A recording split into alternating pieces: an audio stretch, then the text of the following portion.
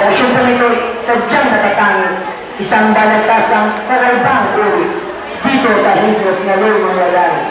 It will be the first time in our history we have to debate the branch of poetry in the main objective for each of us to see the power of language and its hidden beauty. Kung kaya ang paksa na pag-uusapan ay matagal na rin pinagtatanong na, aling wika ba ang dapat kahalagahan? Ang wikang hiram ba o ang tumagis na? I am Marcos Orahan, the Subjectus Judge. I am tasked to supervise and able to decide. And since I wish not to prolong your agony, listen and undertake the breakthrough poetry.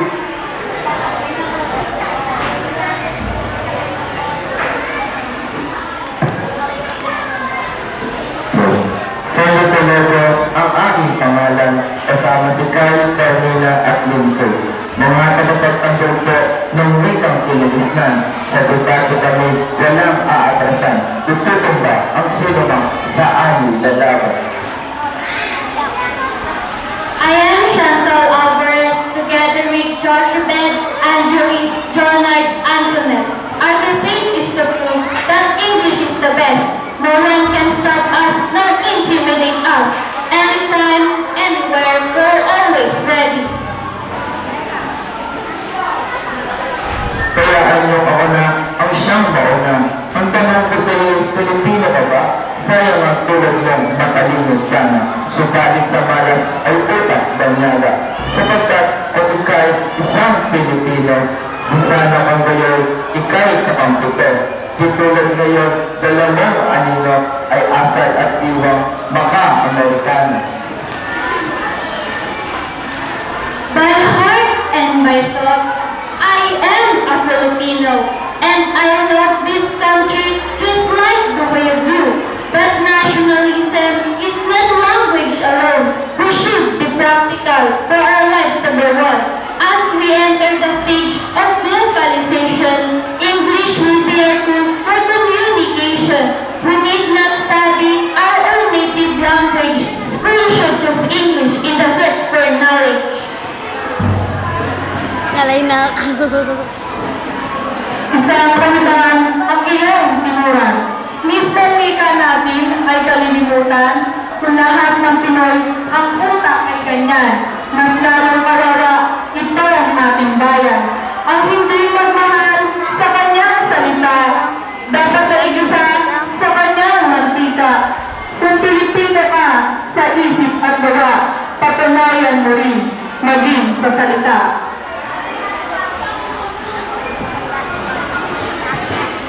In chemistry, physics, biology, and math, Filipino language is surely not enough. For comprehension and to avoid confusion, English will only be the only solution. Modern technologies are printed in English, translation will take time for us to accomplish. And if indeed we'd like this country to prosper, educators should try to teach English better. Sa matematika at kahit sa abang, terminolohiya ay maaaring matumbasan. Lahat ng salita ay pwedeng matatatan kung pagsisikapan ngayon masimulan. Itong komisyon sa wikang Pilipino dapat magsimula nitong pagbabago. Pwede mag-invento ng mga salita gagamitin hanggang makasanayan na. Your idea is good, but it may not be sound. And said frankly, I find it so hard. Anthony Longo or Ace Aguano, they do not understand wikang Filipino. We control the Filipino language, confusing dialect is our disadvantage. For practicality and to achieve unity, English language is our first priority. 4 minutes. Wikang Pilipino ang tanging pag-asa upang tayo lahat ngayon magkaisa. Makamtan ng bansa, tunay na paglaya at di sa dibuhay, palaging umasa. Nagkawata-wata tayong Pilipino, Ingles ang ginamit at silang sa Pedro. Ang diwang kolonyal, talim na tayuhay, inaanin natin ngayon kahirapan. If our people were poor, then blame the government, for they have done nothing for our improvement. But the English language cannot be the pulpit. In fact, we must, people should master it. Our identity progress is the English language. Unlike the other Asians, it is our advantage. Fluency in English for migrant workers is fully appreciated by foreign employers. Mahigpit mo naman ang iyong katwiran na magpaalitin sa mga tuluhan. Sa tono ng iyong pangungusap ngayon, nais mong matulat kay Claire Contemplation. Aanhin ang Ingles kung ikaw alitin sa araw-araw ay may among susundin. Pagka Pilipino'y huwag mong papagain dahil kayo manggi anak natin. We are not downgrading the range where we belong. You can just understand what is said all along. Now how we will move on with the tide of progress. Mastery of English should really be stressed.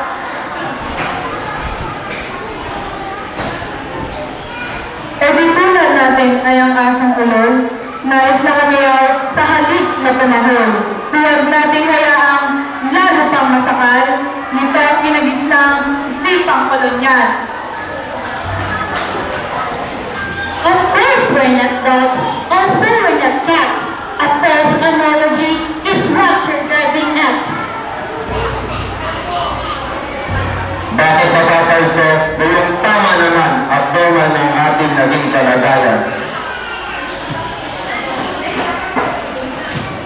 Everything is normal and the problem is you.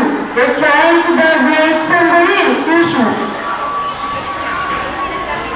Hintay, saglit lamang aking puputulin. Nagabdab ng apoy nitong paksa natin. Ngayon ng dalawang bumo ay pagpapalito at ang grupo ni Senley ang ating i-visit. But then, the two of them will carry the same stand. Since you will fit right to support the demand. The irony of all is that they are you using the language that they intend to do. Pakinggan nga muna natin ang grupo ni Chantal kahit Tagalog na sa English pa rin sila. How about giving them another round of applause as they try to unfold the main part of our show. Di kalingan ang magdipagpitay, pagkos ay pag-iawas ang pagiging hangal. Ingles ay kailangan ng kahit sino man, katotohanan ng iyang kita ng kantihan. Ingles ay isang wikang universal, sandigan ng mga mag-aaral. Walang bansang kayang munlat mag-isa, kung sa wikang Ingles ay hindi aasang. I dare to disagree, that is fallacy. For those who would listen, history knowledge, the Japanese proved to us with its ecology, using their own language to achieve prosperity. And then you have China, Thailand, and Malaysia, using their native tongue, they dominate Asia. We Filipinos should appreciate our own to liberate our souls from any subversion. Kasama na rin ang iyong tinuran ng dahil sa US umunlad ang Japan at kahit dahil sila ang sariling wikay, tinulungan pa din sila ng Amerika. At ang China ay huwag ipagyabang sa munismo ay kanilang sinilikuran. At ang China ngayon ay nais mag-business at kapitalismo ang siyang ninanais. Capitalism is a root cause of evil, countries serve labor even against their will. And the English language that I am using now discriminates people who do not know how. For us Filipinos, it is a manifest of how we glorify colonial influence. I accept that we need to learn more of English, but we should be master of our own language first, because there is no reason for our race to exist kung ang wika naman natin maaalis. Ang mga kasi, sadyang kalunan, ang lahat sa mundo, Ingles ang kailangan. Kahit sa internet, sining at musika, sa Ingles ay wala, hindi pang nakailan. But then I must admit, you should not forget, yes, you should also use the language we know best. Kung ang wikang Ingles ay pag-aaralan, wikang Pilipino ay huwag kalitaan. Narinig nyo naman ang huling tinuran. Wikang Pilipino, huwag kalilimutan. Laging itaguyod ang sariling atin. Pag-ibig sa bayan, laging panaglig. Thus, we should be master of our language first. At the same time, we try to learn more English. And at the end, our country will prosper through unique and hard work, our life will be better. At sa hapon ito ay napatunayan na ang umigay sa Diyan makapangyarihan. Kapwa ito aming kaibigan. Kami po inyong kapalakpak.